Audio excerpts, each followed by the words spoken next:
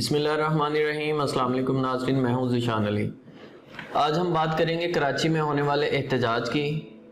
हमजा शहबाज कितनी मुश्किल में है इस पर भी बात करेंगे और आखिर में बात करेंगे इत्तेहादी जमातों की आपस में एक दूसरे को धमकियाँ। सबसे पहले नाज़रीन शुरू करते हैं। कुछ दिनों से कराची की आवाम सड़कों पर निकल आई है।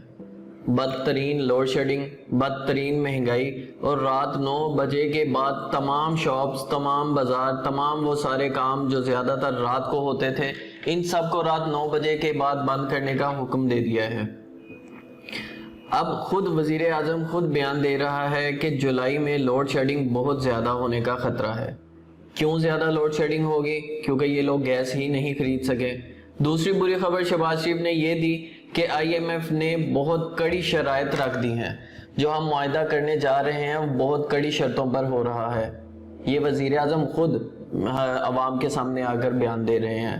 आपको याद होगा मरियम नवाज ने मीडिया पर आकर कहा था कि इमरान खान ने जो IMF से मुआहदे किए थे वो हमें लाजमी पूरे करने पड़ रहे हैं। इमरान खान ने जो IMF से मुआहदे किए थे कौम के हक में नहीं थे, हमें वो पूरा करना पड़ रहा है। यहाँ शहबाज शरीफ फरमा रहे हैं कि हम बहुत कड़ी शर्तों पर मुआहदा कर रहे हैं जो IMF ने रखी हैं। अब या तो मरियम नवाज झूठ बोल रही है या फिर एक बार शहबाज शरीफ इस अवाम को बेवकूफ़ बना रहा है। नाज़रीन, कराची के लोग इन सब बातों की वजह से सड़कों पर निकले हुए हैं, एहतजाज कर रहे हैं। पाकिस्तान में कोई भी पार्टी पाकिस्तान तहरीके इंसाफ को निकाल कर कोई भी सियासी जमात हो, वो चाहे लॉन्ग मार्च करे, वो चाहे एहतजाज करे, वो सब ठीक है, वो इनका हक है, वो इनका आइन कहता है। मगर जब आम पाकिस्तानी या वो पार्टी जो इस अवाम का सोचे, इस अवाम का भला चाहे, लॉन्ग मार्च करे तो इनकी दफ़ा आइन भी इजाज़त नहीं देता। तब इदारे भी आइन भूल जाते हैं, फिर इन पर लाठी चार्ज किया जाता है, आंसू गैस फेंके जाते हैं, उसके अलावा वाटर कैनन का बेदरेगी इस्तेमाल होता है। वो कौन सा ऐसा जुल्म नहीं है जो अवाम या उस पार्टी पर ना किया जाता हो। अफसोस वो किसी को नज़र ही नहीं आता। वो किसी इदारे ने इस पर आज तक कोई बात नहीं ली, कोई एक्शन नहीं लिया। पाकिस्तान सिर्फ इन करप्ट चोरों डाकुओं का है या इसमें रहने वाले लोग भी इस पाकिस्तान का हिस्सा है? ये हमें सोचना होगा नाजरीन। अब बात करते हैं हमजा शहबाज की। नाजरीन, लाहौर हाई कोर्ट के फैसले के बाद अभी तक इलेक्शन कमीशन की जानिब से 5 सीटें जो पाकिस्तान तहरीके इंसाफ को मिलनी थी, अभी तक उनका नोटिफिकेशन जारी नहीं किया गया। फिर इन्हें हुक्म नहीं दिया या इन्हें हुक्म नहीं दिया जा रहा उन लोगों की तरफ से जो कंट्रोल कर रहे हैं सब चीज़ों को। नाज़रीन, नंबर्स गेम की अगर बात करें तो वो बहुत इंटरेस्टिंग है। इसे ज़रा गौर से सुने। हमजा शहबाज ने 197 वोट लिए थे। इनमें से 25 वोट वो हैं जो पाकिस्तान तहरीके इंसाफ के मुनहरिफ अरकान थे। इनको निकाल दें तो बाकी हमजा के पास बचते हैं 172। अब पाकिस्तान तहरीके इंसाफ और काफली के दोनों के वोट मिलाकर जो वोट बनते थे वो थे 193। इसमें 10 काफली के थे और बाकी 183 वोट पाकिस्तान तहरीके इंसाफ के थे। अब 193 में से 25 वोट जो मुनहरिफ हुए वो निकाल दें, बाकी बचते हैं 168। यानी हमजा के पास थे 172 और परवेज इलाही के पास थे 168। अब जो लाहौर हाई कोर्ट का फैसला आया, इन 5 सीटों का जो पाकिस्तान तहरीके इंसाफ को मिलनी थी, वो अगर इलेक्शन कमीशन हाई कोर्ट का फैसला मानती है और इन 5 सीटों का नोटिफिकेशन जारी करती है तो पाकिस्तान तहरीके इंसाफ के पास टोटल 173 वोट हो जाते हैं। इस तरह हमजा के पास 172 और पाकिस्तान तहरीके इंसाफ के पास 173 वोट होंगे। फिर नाज़रीन, अगर एतमाद का वोट लिया जाए तो हमजा शहबाज की हुकूमत पंजाब में ख़त्म हो जाती है, आइनी तौर पर, कानूनी तौर पर, और पाकिस्तान तहरीके इंसाफ की पंजाब में हुकूमत बनती है। अगर ऐसा हो गया तो शहबाज शरीफ सिर्फ इस्लामाबाद के वज़ीर आज़म रह जाते हैं।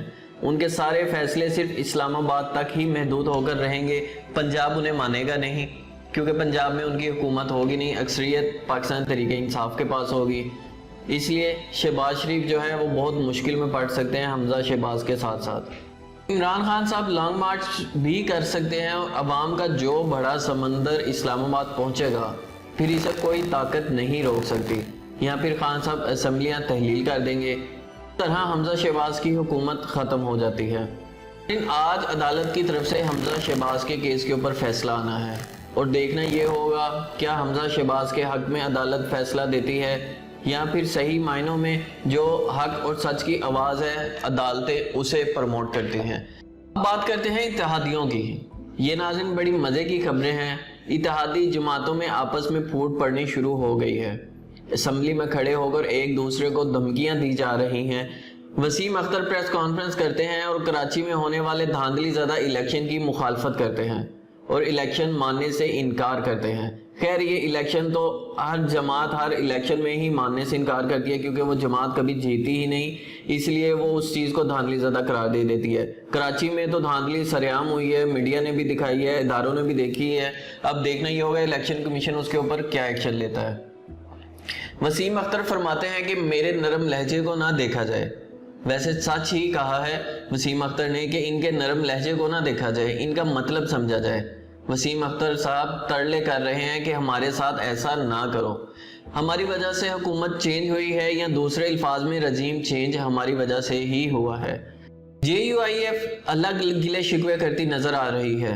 اب جو پاکستان تحریک انصاف کے منحرف ارکان تھے قومی اسمبلی میں، انہیں اب عمران خان کی یاد آنا شروع ہو رہی ہے۔ اسلم بہتانی کہتے ہیں عمران خان کے دور میں فنڈز بہت ملتے تھے مگر عزت نہیں تھی۔ اب ناظرین نہ عزت ہے نہ فنڈز مل رہے ہیں۔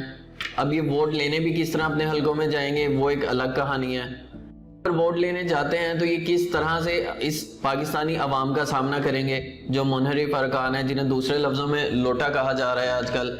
پاکستان تحریک انصاف میں جتنے بھی جلسے ہو رہے ہیں وہاں پر ایک کامن چیز ضرور ہمیں دیکھنے کو ملتی ہے کہ وہاں پر لوٹے ضرور لائے جاتے ہیں۔ سٹک کے اوپر لوٹے رکھ کر یہ شو کروایا جا رہا ہے کہ جو منحرف ارکان نے حرکت کی تھی انہوں نے لوٹے ہونے کا حق پورا ادا کر دیا ہے۔ وفادار تو وہ رہے نہیں، البتہ لوٹے وہ ضرور بن گئے۔ اب آنے والے الیکشن میں دیکھنا ناظرین یہ ہوگا کہ کس طرح سے یہ منحرف ارکان جو لوگوں کے پاس جا کر کس طرح سے ان سے ووٹوں کی اپیل کرتے ہیں، بھیک مانگتے ہیں یا ترلے کرتے ہیں۔ اور اس پاکستانی عوام کو بھی دیکھنا ہوگا کیا وہ لوگ جنہوں نے اس پاکستان کے ساتھ غداری کی، وہ لوگ جنہوں نے اپنے ایمان کو بیچا، وہ لوگ جنہوں نے اپنے ضمیر کو بیچا، کیا دوبارہ انہیں ووٹ دے کر پاکستان کی تقدیر کو سنوارنے یا بگاڑنے میں کتنا اہم رول ادا کرتے ہیں۔ ناظرین اب ان سب جماعتوں کو ایک طاقت نے جوڑا ہوا ہے۔ وہ طاقت ان کے سر سے جیسے ہی اٹھے گی یہ سب لوگ ایک دوسرے کا گریبان پکڑ کر ایک دوسرے کو گھسیٹنے کی باتیں پھر سے شروع کریں گے۔ ابھی یہ تمام جماعتیں جو ایک دوسرے کو دھمکیاں دے رہی ہیں یہ صرف ایک پلان ہے پاکستان تحریک انصاف کو ٹریک سے ہٹانے کا، یا پاکستان تحریک انصاف کے جتنی قیادت ہے یا عمران خان صاحب ہیں وہ ان چیزوں میں الجھ جائیں کہ اتحادیوں میں آپس میں پھوٹ پڑ گئی ہے، الیکشن سے فوکس اپنا ختم کر کے یہ سارے ان کی طرف متوجہ ہو جائیں گے۔ آج حکومت گرتی ہے، کل حکومت گرتی ہے، کسی بھی ٹائم حکومت گر سکتی ہے۔ یہ اس چکر میں ٹریک کر رہے ہیں پاکستان تحریک انصاف کو۔ ناظرین اگلے ویلاگ میں دوبارہ آپ سے ملاقات ہوگی، اجازت دیجیے، اللہ حافظ۔